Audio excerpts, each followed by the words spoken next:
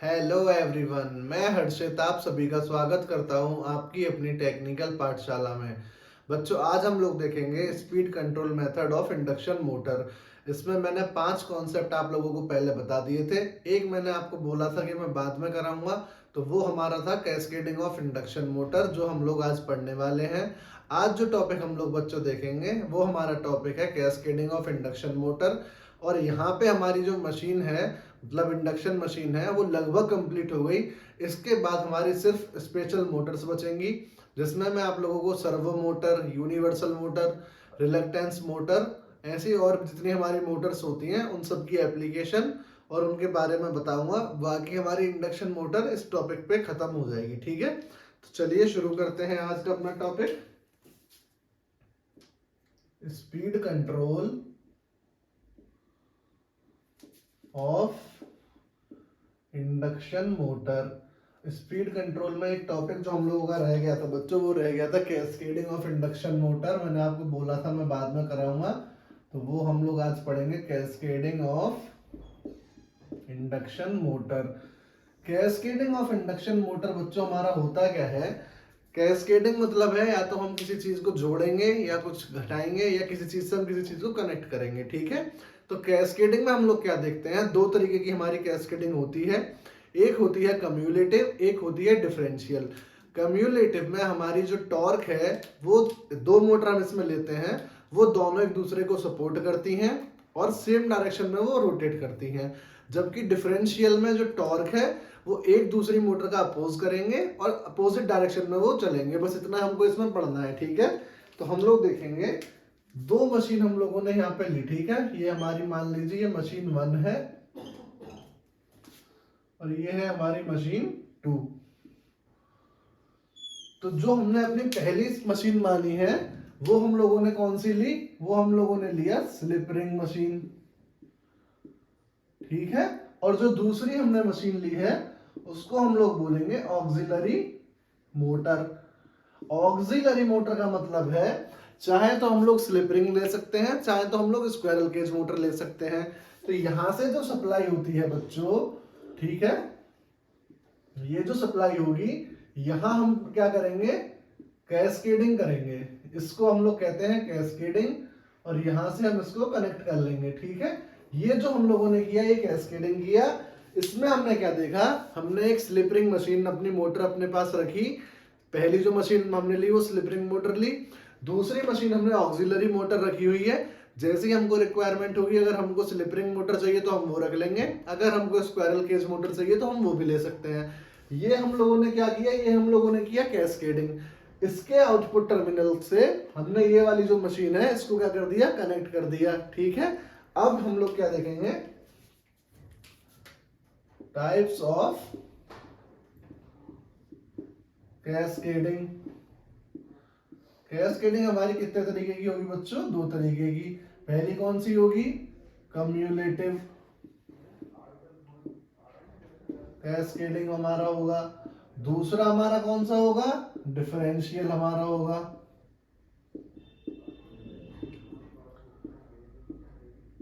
जो हमारी बच्चों ये कम्युलेटिव कैस्केडिंग है, इसमें हम लोग क्या करेंगे, torque will support each other.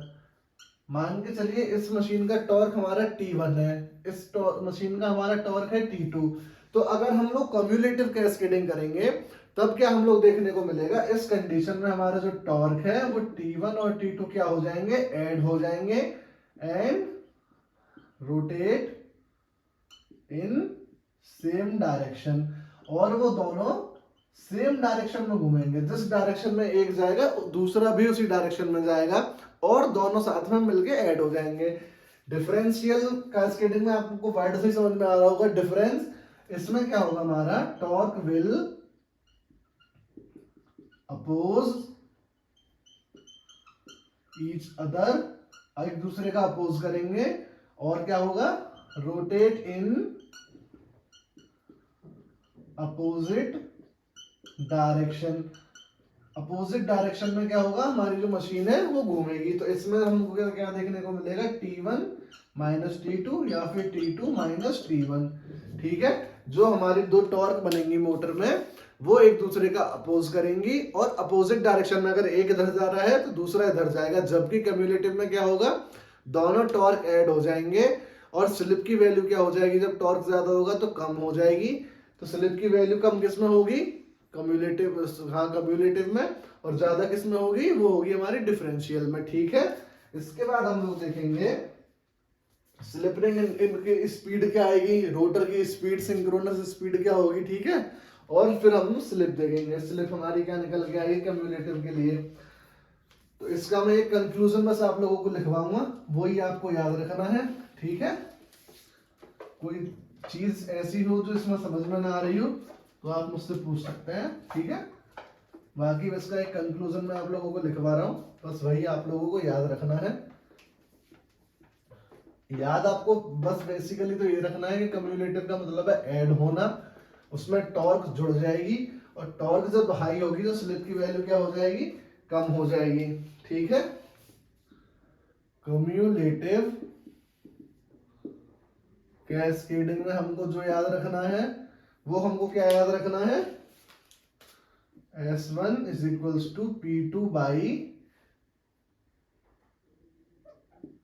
P2 plus P1।